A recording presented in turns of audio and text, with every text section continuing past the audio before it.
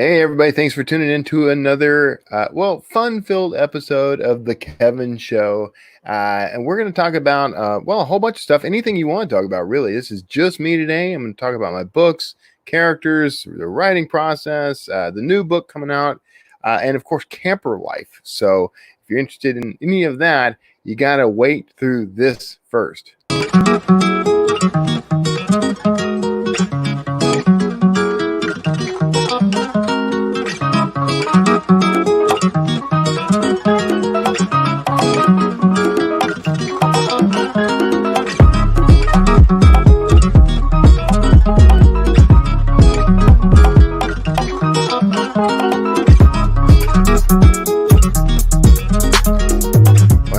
Back for another Kevin Show. I'm sorry, it's not Tuesday at 2 o'clock the way these things normally run. I had too much going on Tuesday, but I am thinking about making it a more regular thing.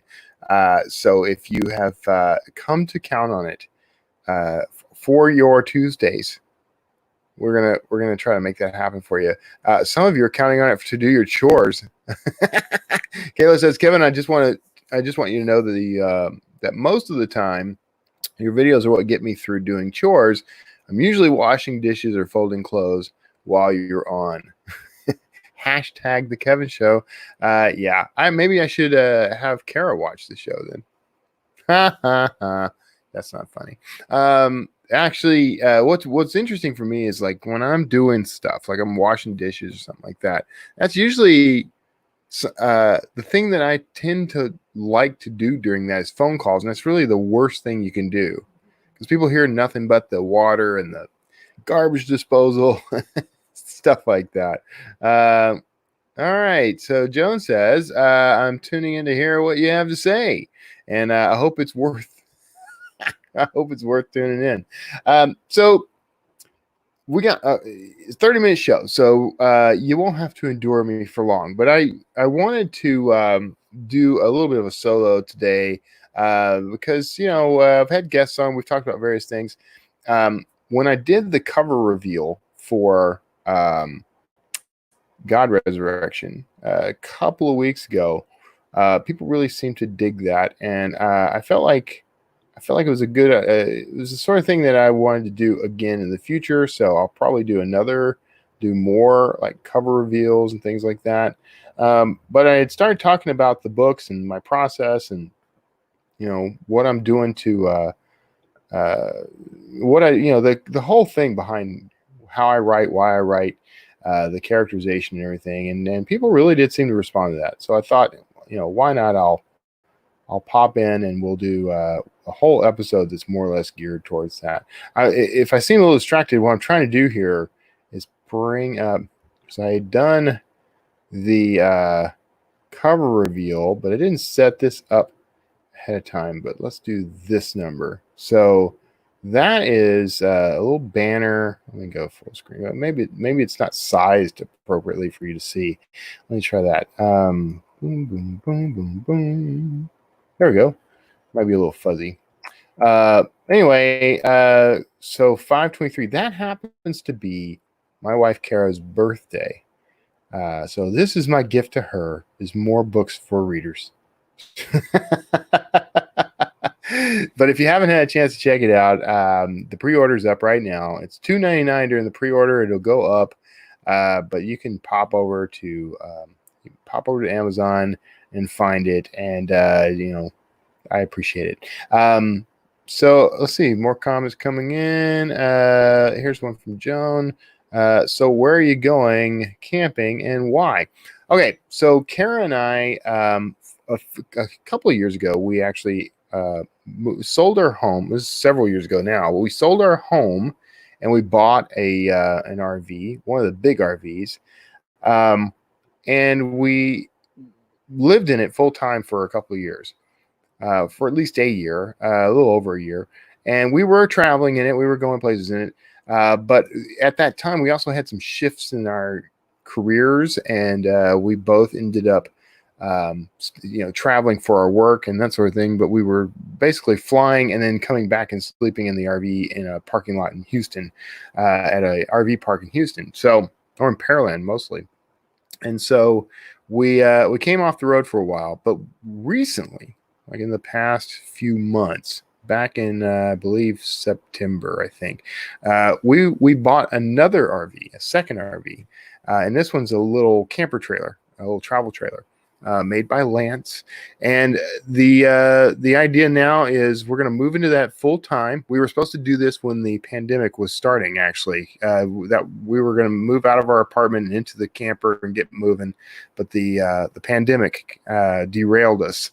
So we are getting back on track with that, and come the next Thursday, we're going to move into the thing full time again. And then in June, we'll actually get on the road, get out of the area, get on the road. And we've got, we're thinking maybe Kerrville for our first stop. And then after that, we'll just throw a dart or something and choose where we go next. So that's that whole camper life. You may have seen people on YouTube doing stuff like this: van life, camper life, RV life. That's kind of what we're going for. We're gonna go park. Our front yard will change periodically, and we will experience new things and meet new people. And I will write books the whole time we're doing that. I'll write books. I do stuff for Drafted Digital. I do stuff for other things that I'm into. We meet all you guys out there. I'm sure I'll meet everybody at some point. But yeah, it's going to be fun. And it is part. I consider it part of my writing career. To kind of help inspire stories. So Jason says, I'm at work, but love checking in with the show when I can. Good to see you doing well, bud. And I thank you, Jason. I appreciate it, man. It's good to see you doing well too, buddy. I see your name pop up from time to time. So good work. I hate that people have to go into work right now. This seems like everybody should just be able to chill at home.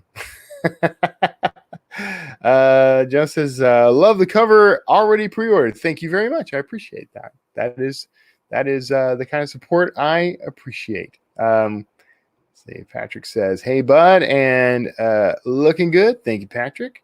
I'm feeling good. I've lost some weight, actually. About 20... let's see. I was like a good 24 pounds at this point. And it's been interesting because it's mostly just cutting out carbs and starting to walk a little more, eat more vegetables, that sort of thing. So it's been good. I had a little bit of a health scare, just some bad health news, and just decided, enough is enough. I gotta start doing better, and I can do better. So, but there we are. So I wanted to talk about, and I'll put this back up if people want to peruse this, take a look at this.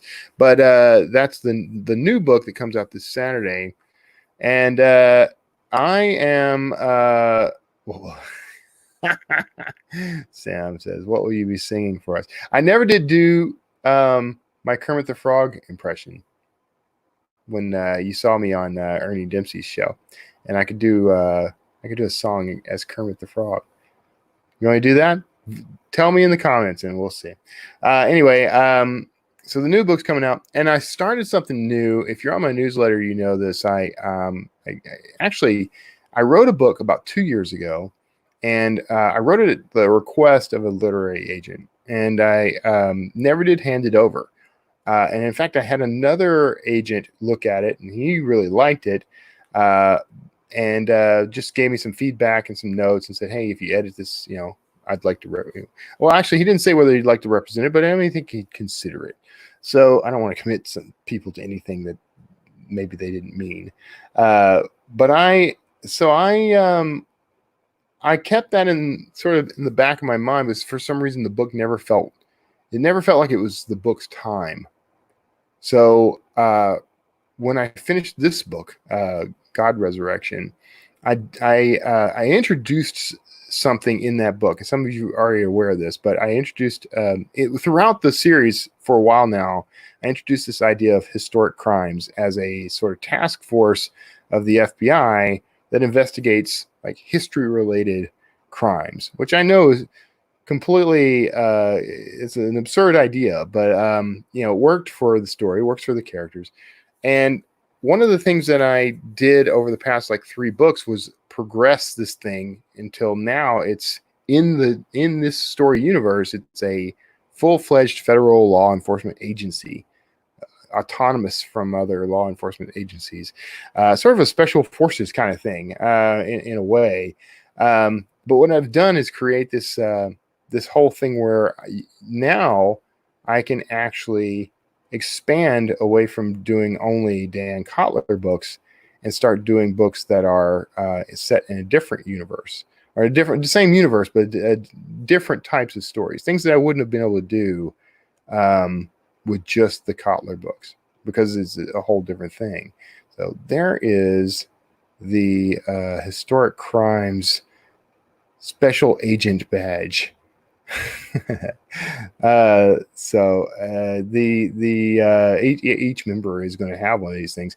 I'm actually thinking of having some made up as swag, but I may have to start with stickers first because badges are expensive. Okay, so I've got to vote for singing in the voice of Kermit.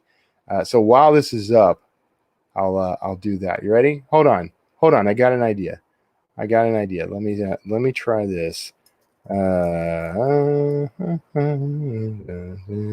having to listen while I do this thing. There we go. Okay. All right. Let's see if I can get this going for you. All right. You ready? Okay. Pardon me, I have a frog in my throat. Why are there so many songs about rainbows? I can't remember the rest of the lyrics. Oh, well. There we go. There's your Kermit the Frog moment. I hope everybody enjoyed that. Okay, so tell me something about the new book. Like, where did you get the inspiration? Where'd you get the inspiration? Okay, so the inspiration for this one kind of goes back to something I did almost on a whim a few years ago. I wrote a short story while in line at Disney World, and I was in line for like 3 hours. I was on my phone, so I used my thumbs, and I wrote this story that ended up being called The Janai Sigil. And if you have subscribed to my newsletter, it's the free story you get right now on the newsletter. But in that story, I introduced this sort of secret society called the Janai, and the Knights of Janai, actually, or commonly referred to as the Janai. And then over the course of the next few full-length books, I started working those guys into the stories, and I created a parallel, like, shadow organization within the Janai called the Novenciles, which means new gods in Latin. I started kind of seeding the idea that there were these two factions that kind of have some control over world events, and that turned out to be pretty popular as an idea. And so as time progressed, I wrote a book called the God Extinction, and that was where I really kind of brought in the Novenciles for the first time, although they go by various names, and they were being called something else in that book.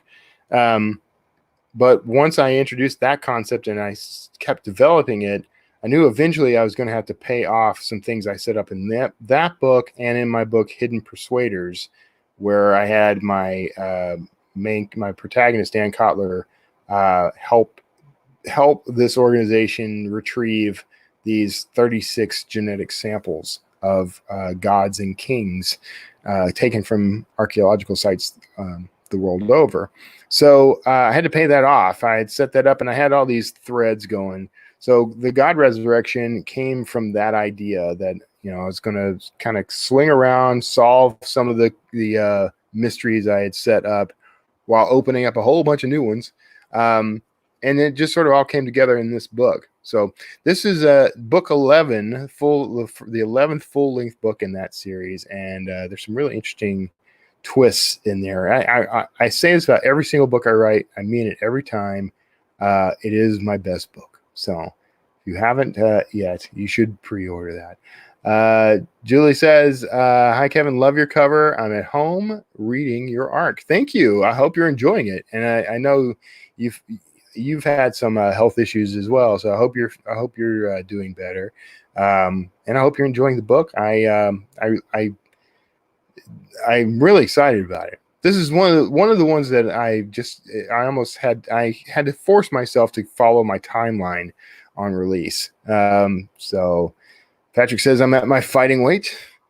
I am, man. I'm leaning up a little, but you can't see me from the man boobs down, but I still got a little paunch here that I'm working on.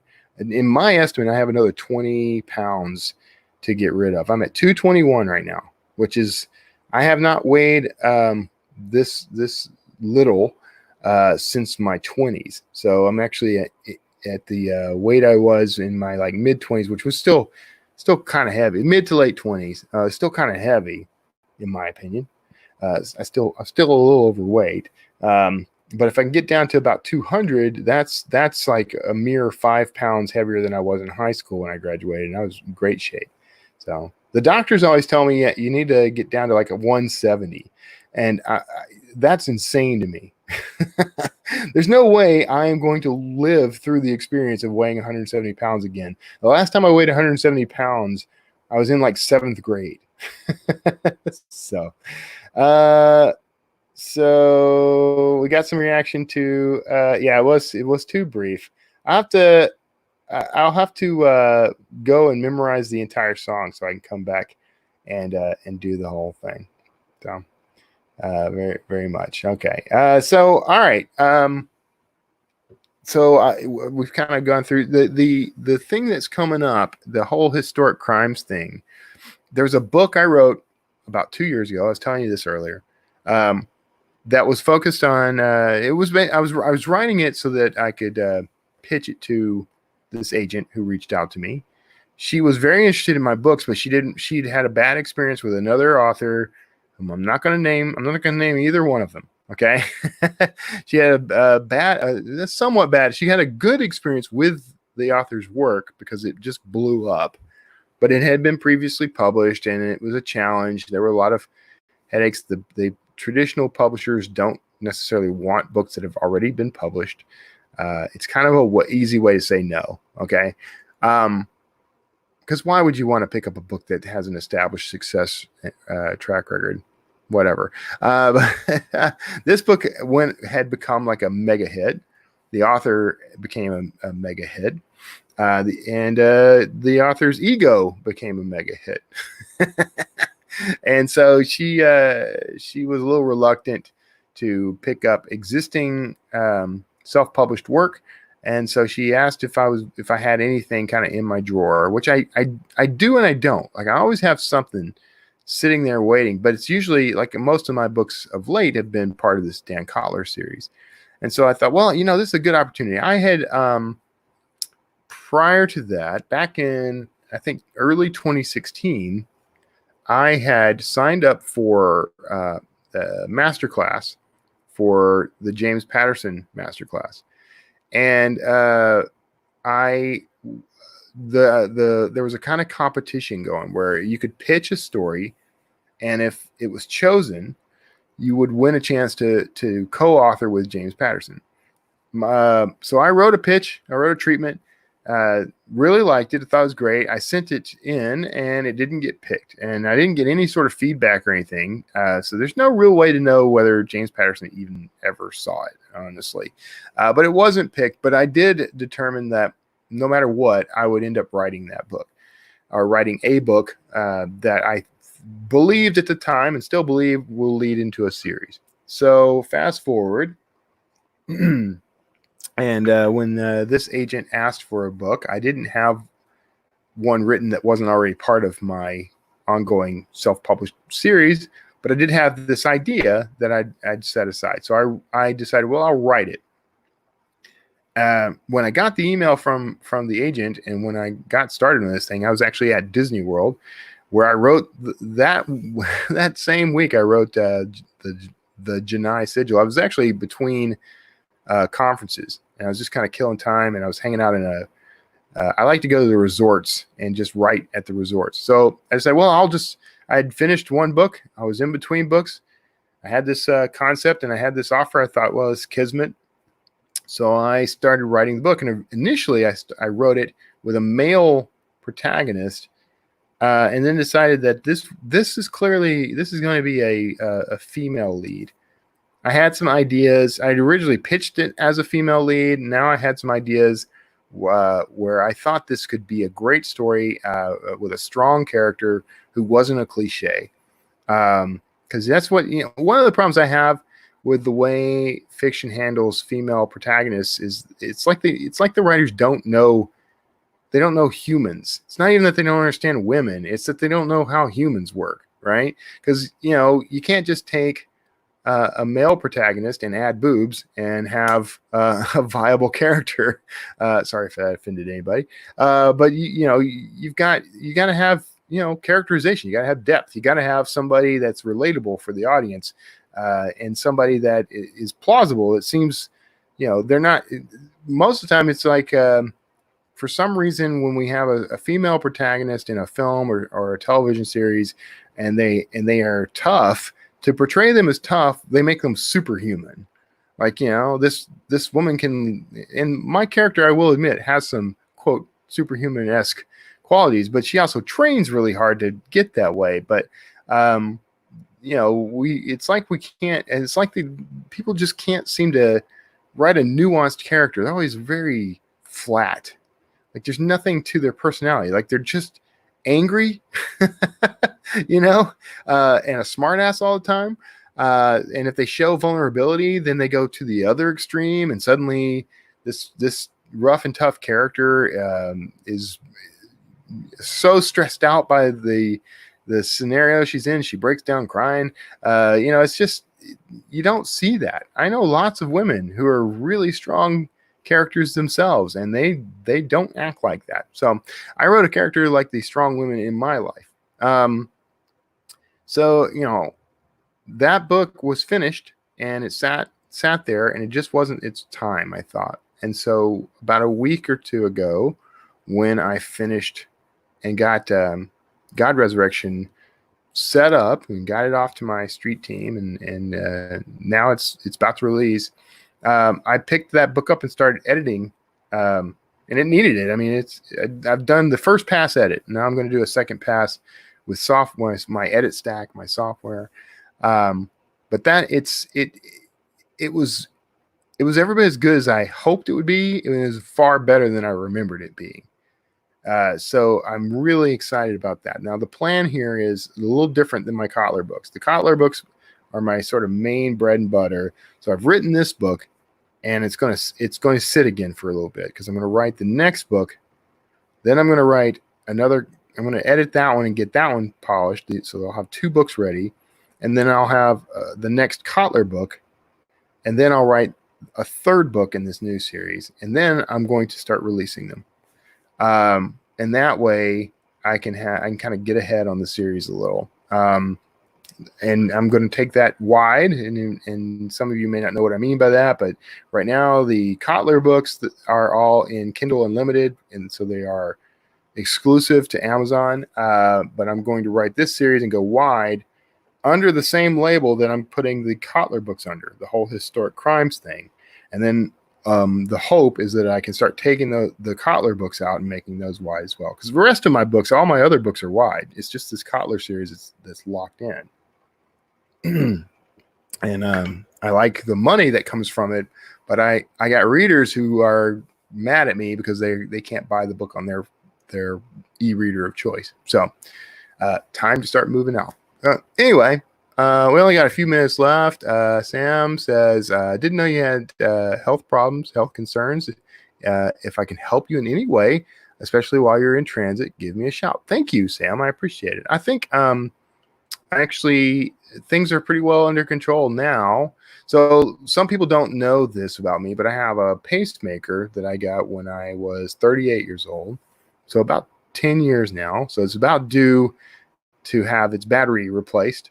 But the the reason I got it was because it turns out I have a congenital heart defect. I have a valve in my heart, the aortic valve is malformed, and that in combination with an AV block caused my heart to start slowing down. What's known as a bradycardia, and the pacemaker basically steps in and replaces the electrical signal that normally would go to my heart and tell it to beat. So it was like beat, skip a beat, beat. And essentially it was starting to slow down, which is why I ended up putting on a bunch of weight in the first place. I actually, at one point when I got married, I weighed like 275 or something. It was really, really scary heavy. That was back in don't get me lying, 2006. Yes. And then on 2016, May 2016, I have a little app that records my weight. And on that date, May 15th, 2016, I weighed 270 pounds. And then May 15th, 2019, I weighed 245. And then May 15th, 2020, I weighed 221. So I think I am on the right track. I've been, for the past 2 months, I've been living a little better. So, and some of that's in part due to you guys, because I want to be around to write more books and keep you entertained and distracted.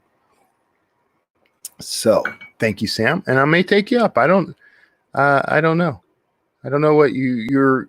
I see you online and everything, but I don't necessarily know your shtick. So maybe I need to circle up and figure out what you got going. So Joan says, will any of your books be in audio format? I do have a few in audio now, and the goal is to get the entire catalog into audio. I'm waiting on something to happen. Audio can be very expensive, and I should just bite the bullet and start chunking out a book a month or so, or every couple of months or something.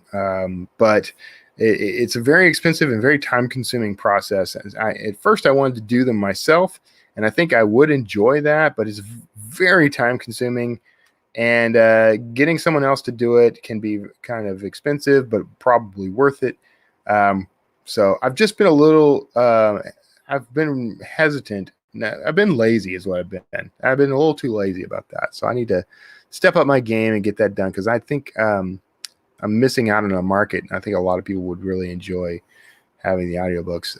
Sorry to get in late. Brian says your book's available on Audible. So some of them are. And the first Kotler book is, although it's been rewritten and revised since that edition of the audiobook was put out there. But I am, I will be working pretty hard to get those into audio. I can't put a timeline on it because the pandemic and things have derailed a lot of my plans, but I do intend to do that. So, I really should have already. It's kind of dumb that I just didn't do it as I went, but it was pretty expensive, and I didn't always make, the kind of money I make now with books. So I can't blame myself too much. So we have 2 minutes left, and you may feel free to ask me anything you like. But I kind of just thought this would be fun. And this has been fun, and thank you so much for being here, because I love doing these. This is my third live stream today, different audiences for each one. Although we did at 1 o'clock today Central, me, Jim Heskett, Nick Thacker, and R.A. McGee did a live stream called Story on the Spot, which is a lot of fun. It's kind of like a little improv game show where, and you can find it if you search Story on the Spot, and I've shared it on my timeline, so you can go find it. You can also find it on, I don't know if it's on YouTube or not yet, but storyonthespot.live is the website, storyonthespot.live, and you can go check that out. So as for this show, when's the next one? So what I'm thinking is I'm going to try to start doing these in a regular turn on Tuesdays at 2 p.m. Central. So I think I'm going to block that time off permanently, start making them that day, because right now it sort of fluctuates between Tuesdays and Wednesdays. But I've been doing one every week, and if you go onto YouTube, and some of you are already on YouTube, Joan, I see you, Julie, and if you don't mind, hit the subscribe button, because that will help me. I'm trying to reach 1,000 subscribers. I'm woefully behind on that goal, but here you got. The obligatory subscribe and share stuff. So you can find me at kevintomlinson.com. That's my personal website, my author site. If you go to dancottler.com, it takes you essentially the same place. What I didn't put up here, let me put it up right now so you see it. Go to historiccrimes.com, and there you go. Go to historiccrimes.com and check it out. And right now it's pretty simple, but I put up a little portal, an agent login portal that you can pop into. But yeah, definitely go over to youtube.com/Kevin Tomlinson. The C is optional, I've learned, and make sure that you subscribe. You can follow me on Facebook as well. So, and if you do that, follow this show, the Kevin Show. It does have its own page, and you can actually get alerted the next time I have one of these. So, so Julie says, "Have a great weekend." Thank you. You too. And Joan says, "I couldn't find it on YouTube, but I enjoy them. Story on the spot." Yeah, those are a blast. So.